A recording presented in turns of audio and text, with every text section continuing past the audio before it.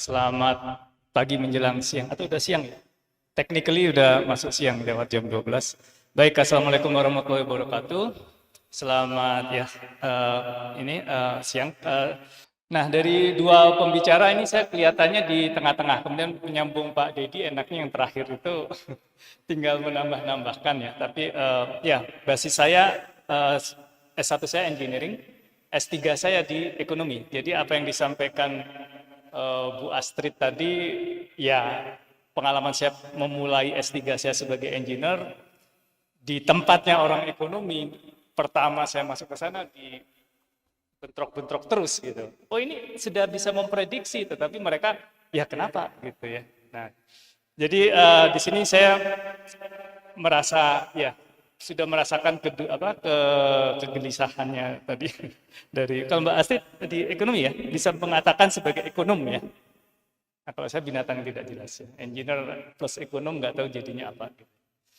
Oke, ini tadi sudah disampaikan. Jadi saya mencoba merangkum ya, sebenarnya bisa dikatakan merangkum ya. Alhamdulillah ini saya buat sebelum saya mendengarkan Bu Diah dan Bu Astrid, kebetulan ternyata merangkum juga. Nah, jadi tadi sudah disampaikan Bu Astrid bahwa ekonomi itu kan pada dasarnya bagaimana ini di pelajaran SMP SMA definisi ekonomi, bagaimana kita bisa memanfaatkan resource yang terbatas untuk mencapai kemakmuran yang sebesar-besar. Nah, ini juga diamini juga oleh seorang filsafat di bidang filsuf ekonomi ya, Eric Agner tahun 2023 di World Economic Forum. Jadi sebenarnya inti dari ekonomi itu ujung-ujungnya adalah welfare, kemakmuran. Nah, jadi itu task utama dari ekonomi. Jadi kalau sekarang kita bicara AI for economics, ya ujung-ujungnya apakah penerapannya itu nanti bisa menciptakan kemakmuran. Karena pada dasarnya kan itu dari definisi ekonomi dan juga secara filsafat ekonomi adalah bagaimana ujung-ujungnya adalah memberikan kemakmuran. Sebagus apapun teknik hasil prediksi dan lain sebagainya, kalau belum bisa menghasilkan kemakmuran ya berarti tanda kutip ya AI gagal untuk dimanfaatkan dalam ekonomi. Nah, di sini tadi ya engineer ekonomis ya. Kalau engineering sebenarnya bukan science, tapi mereka sangat berbasis pada science. Nah, sekarang pertanyaannya kalau kita masuk ke ekonomi, ini juga debat yang panjang. Apakah ekonomi itu adalah sebuah science? Nah, artinya kalau science itu kan memiliki metodologi yang sangat-sangat stringent ya, ketat gitu ya. Nah, jadi pertanyaan yang tadi misalkan kalau kita nggak bisa menjelaskan tetapi tujuannya tercapai ya kan it's okay gitu ya. Nah, ini bukan pendapat saya, ini pendapat pemenang Nobel Ekonomi Paul Samuelson ya pada tahun 2009. Jadi ekonomi is not an exact science. Jadi dia sebenarnya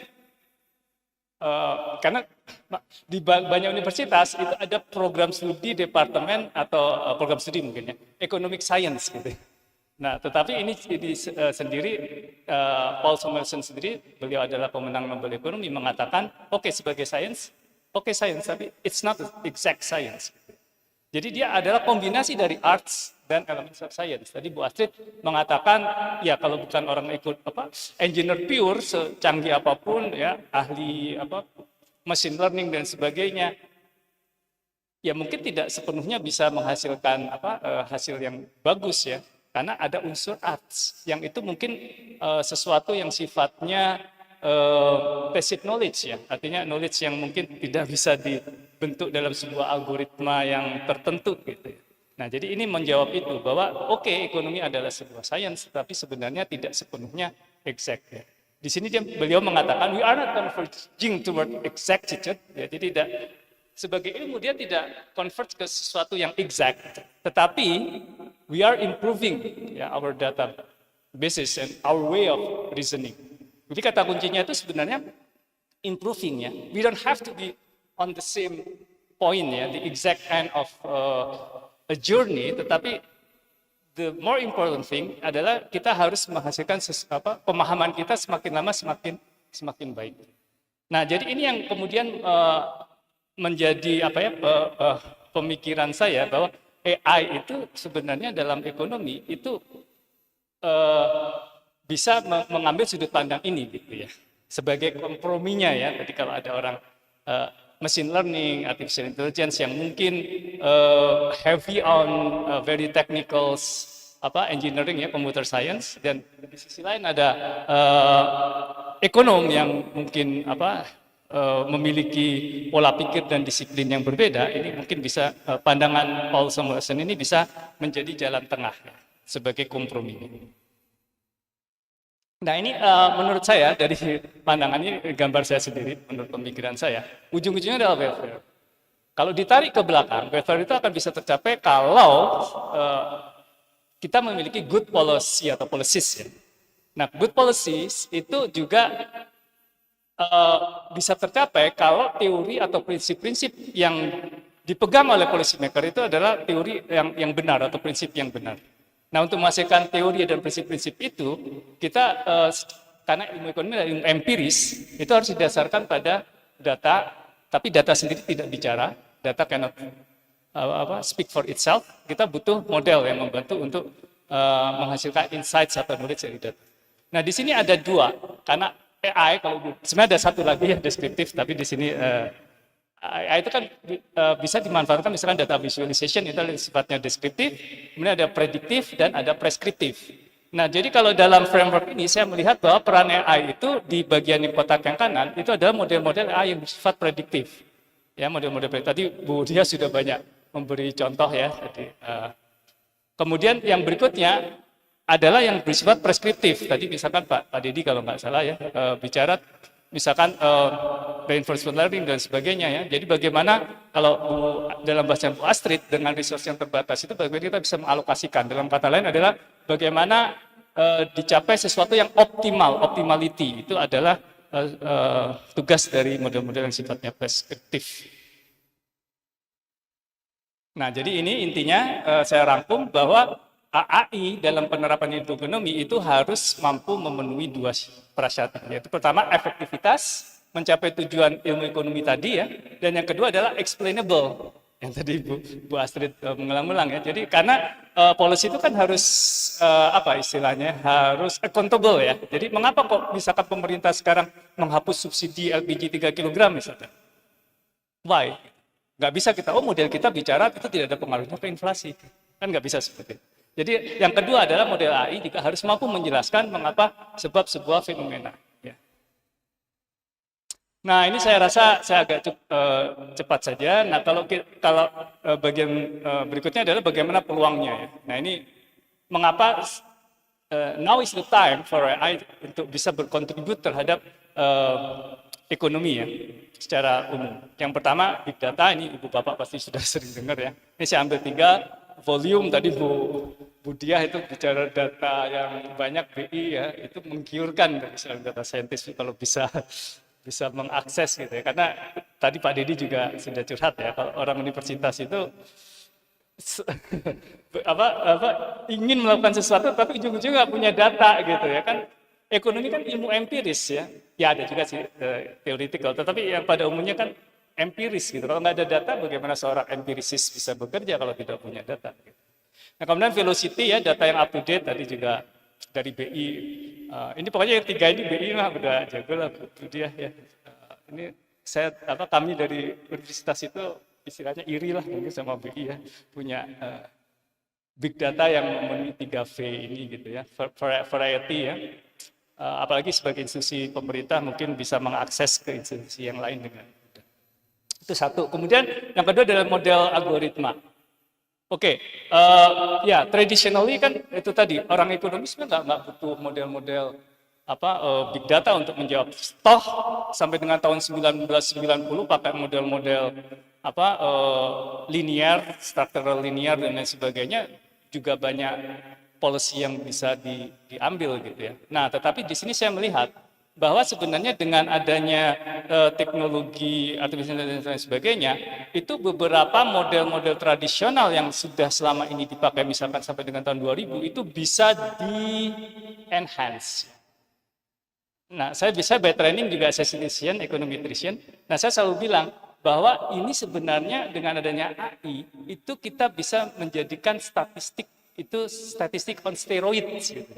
Jadi dia lebih jago lagi gitu. Jadi sebenarnya kalau saya pribadi tidak perlu di apa istilahnya ya,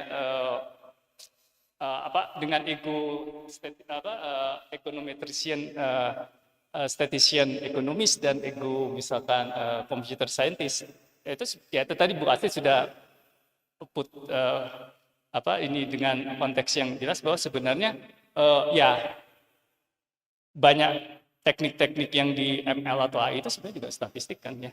Jadi ya sebenarnya nggak bisa terlalu dipermasalahkan. Nah ini saya menuju juga. Nah tapi selain itu ada juga teknik-teknik yang traditionally tidak pernah dikenali oleh statistician atau econometrician. Misalkan deep learning ya. Jangankan deep learning yang tidak dipelajari ANN biasa juga saya nggak saya rasa di Fakultas Ekonomi nggak diajari, nggak tahu sekarang ya. Kemudian ensemble model dan sebagainya. Nah kemudian yang ketiga, ini yang lagi-lagi sekarang waktu yang tepat adalah computational power kan. Apalagi sekarang isunya nggak tahu, mungkin dalam 5-10 tahun, 50 tahun lagi mungkin ada istilahnya quantum computing ya. Nah itu kalau benar-benar sudah teknologi itu ada, yang data yang luar biasa besar plus computational power yang tinggi, nah itu saya nggak kebayang hebatnya AI dalam ekonomi nanti. Oke, ini saya rasa ya ini sebagian sudah, ini saya juga akan cukup cepat saja karena waktu juga ini. Nah ini prediksi makroekonomi, BI sudah melakukan nomor 1 ya, kemudian GDP saya rasa BI juga ya. Nah nowcasting ya, kemudian demand energy ya mungkin juga pernah dilakukan ya, karena selama datanya ada itu kita selalu bisa melakukannya. Intinya sudah banyak sekali aplikasi yang tadi di kotak gambar kanan saya itu yang tentang prediksi-prediksi misalkan. Bahkan saya sendiri yang nomor 3 itu sudah dengan bimbingan saya komoditas pangan, ini mungkin nanti bisa saya tunjukkan dalam semenit. Nah kemudian ini yang model-model preskriptif tadi ya. Jadi banyak kan mungkin kita berpikirnya AI kalau di ekonomi itu sebagian besar prediktif ya. Mungkin nggak tahu di BI, saya terus terang nggak tahu. Tapi dari presentasi Budiah tadi mungkin memang fokus utamanya di prediksi. Padahal ya mungkin di tupoksinya juga BI selain di moneter tidak di preskriptifnya kecuali moneter. Nah di sini juga kita bisa melakukan AI ya, terutama untuk model-model preskriptif. Nah ini saya rasa contoh saja nih yang saya 1 menit ini yang saya buat ya dengan bimbingan saya. Karena di Indonesia itu kan commodity price itu suka problem ya Bu ya, harga itu bisa naik turun luar biasa, beda sama waktu saya di luar itu dari awal kuliah sampai lulus itu harga telur ya segitu-gitu aja, harga susu segitu-gitu aja, nggak pernah roller coaster. Nah ini enaknya, jadi kalau di luar di Indonesia ini jadi masalah yang penting.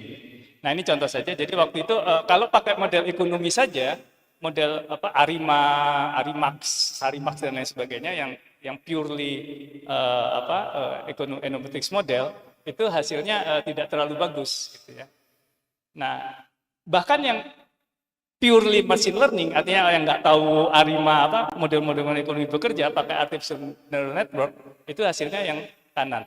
Tapi begitu kita hibridkan kedua pendekatan itu hasilnya lebih bagus. Dan kita selain prediksinya lebih bagus, kita juga bisa menjelaskan, karena model-model regresi itu kan model-model yang istilahnya itu tanda kutip kausalitas ya, kausalitas panjang ya. Tanda kutip model kausal. Jadi kalau X-nya naik sekian, Y-nya jadi sekian. Ya. Nah kemudian dengan model Artificial Network kita ditambahkan explainable AI, kita bisa mengimprove model ini. Nah ini hasilnya seperti ini, dari dibandingkan penelitian sebelumnya, model-model kami itu yang tadinya penelitian sebelumnya itu error MAPI-nya 32% itu harga bawang putih, karena juga roller coaster di Indonesia, model kami 9,39 data tesnya. Untuk cabai merah 8% dari model-model penelitian sebelumnya 14%. Cabai rawit penelitian sebelumnya 13%, model kami errornya MAPI-nya 6%. Jadi kolaborasi model-model ekonomi dan machine learning, pure ekonomi dan pure machine learning itu bisa mendapat kebaikan dari dua kubu tersebut. Nah, tetapi di sisi lain juga sudah disinggung oleh beberapa pembicara, kita juga harus hati-hati ya, terutama Bu Astrid tadi yang memberi pencerahan, bahwa advance model dan algoritma tambah computational power saja itu bisa leading terhadap model-model yang sifatnya overfitting ya. Jadi too good to be true, error 0,0001%. Tapi begitu tahun depan atau bulan depan dipakai lagi, errornya jadi besar. Nah, di sini alternatif solusinya adalah model-model kita harus cukup dites. Ya. Kalau anak SMA kan ada apa istilahnya tryout ya. Begitu, yang penting nanti begitu ikut SBMPTN bisa lulus enggak. Nah, jadi dengan tryout yang cukup tanda kutip ya, kita harusnya bisa mendapatkan hasil yang baik. Kemudian advanced model algoritma tambah big data, lack of theoretical foundation tadi sudah disinggung oleh Bu Astrid, itu kita keluar dengan unexplainable prediction. Prediksinya bagus, tapi why? Kenapa kok seperti ini gitu? Jadi bingung saja gitu ya. Nah, ini sekarang sudah ada dan dalam mungkin Bu Ayu ini juga ahli di sini, dalam 5-10 tahun, mulai 10 tahun ke belakang, 5 tahun ke belakang, ini adalah di bidang AI ini ya bidang yang apa termasuk paling cepat ya kalau kita lihat apa namanya publikasinya, yaitu explainable AI. Yang tadinya model-modelnya black box, nah sekarang bagaimana mencoba membuat black box itu lebih transparan. Nah, itu kita dalam 5-10 tahun ke depan ini sangat-sangat apa prospektif. Kemudian yang ketiga, big data tambah computational power itu juga kalau cuma dua ini saja itu ada istilahnya p-hacking. Orang mungkin Bapak di sini yang latar belakangnya statistik mungkin mengenal p-value nggak? Statistical significance gitu ya p-value. Ya kalau ada signifikan dengan p-value 0,05. Nah, kita bisa mengatur saja dengan adanya apa data yang banyak kita pilih-pilih. Itu tadi ya misalkan memprediksi inflasi, saya pilih indikator nomor 1, 7, 15 p-value-nya sekian, itu disebut dengan p-hacking. Nah, jadi di sini alternatif solusinya kita harus tetap menjaga yang namanya statistical relevance selain dengan statistical significance. Karena orang statistik, pure statistik itu significance ya. Tapi dengan orang ekonomi pertanyaannya adalah dia relevance. Oke, ini nah jadi kalau dilihat ini saya ambil dari paper Hubner. Jadi ada 3 hal, yaitu signifikansi secara statistik, ya. Artinya ini tanda kutip secara sains itu cukup bisa diterima enggak, ya? Tanda kutip ya, kausalitas di model kita. Kemudian yang kedua tidak cukup, tapi harus juga ada relevansinya. Jadi apakah relevans? Orang statistik biasanya bilang sebagai effect size. Oke, signifikan secara statistik, tetapi peningkatan 1x ke y-nya itu enggak. Di dunia nyata itu nggak ada artinya. Itu berarti dia terlalu eksplisit. Dan yang terakhir adalah explainability. Oke, ini karena waktunya juga terbatas. Ini saya juga kalau dilihat yin yang-nya ini nanti Ibu Bapak bisa cek papernya. Nah, jadi sebenarnya 4 hal itu tadi ya. Kita bicara tadi big data, kemudian yang kedua juga explainable power itu artinya harus memiliki impact ya. Yang tadi kalau di bidang ekonomi ujung-ujungnya ke policy yang baik. Nah, kalau yang di kiri itu tadi dalam mengembangkan model enggak jangan sepenuhnya black box coba-coba mentang-mentang komputer sekarang cepat data banyak ya udah masukin aja tinggal semalam keluar semua. Tapi kita juga harus didasarkan pada tadi yang Bu Astrid sampaikan ada teori-teori dan lain sebagainya ya. Yaitu hypothesis development-nya itu harus dibangun oleh teori-teori yang relevan. Nah, ini sebagai concluding remark, ini saya tinggal mengechoing dari Bu Dia dan Bu Astrid. Nah, jadi sebenarnya sekarang kita pada suatu saat di mana saat yang sangat-sangat tepat gitu ya. This is the time ya. Kalau kita ingin mengkolaborasikan AI dengan bidang ilmu ekonomi ya. Jadi pada dasarnya AI itu memiliki superioritas ya. Jadi terutama dalam prediksi dan preskriptif dan prediktif. Di bidang sains ekonomi sudah sangat-sangat terbukti ya. Tadi banyak sekali ya. Ibu Bapak sekarang nggak ada yang pakai AI untuk face recognition di HP dan sebagainya. Jadi sebenarnya memang pada dasarnya memang sangat-sangat superior. Nah, tetapi di sisi lain kalau kita bicara ekonomi, kebijakan ekonomi kan harus akuntabel. Ya. Jadi tidak cukup hanya menghasilkan prediksi yang akurat dan keputusan yang optimal, tetapi harus dijelaskan. Nah, kemudian yang terakhir ini tadi kolaborasi ekonomis ini menurut pandangan saya. Jadi kolaborasi ekonomis, yang disebut ekonomis adalah memiliki background formal training in ekonomi dan IML engineer meskipun tidak punya bagian ekonomi, kalau sudah berkolaborasi dapat menghasilkan riset ilmu ekonomi yang tadi yang memenuhi kriteria significance, relevance dan explainable. Mungkin itu yang bisa sampaikan.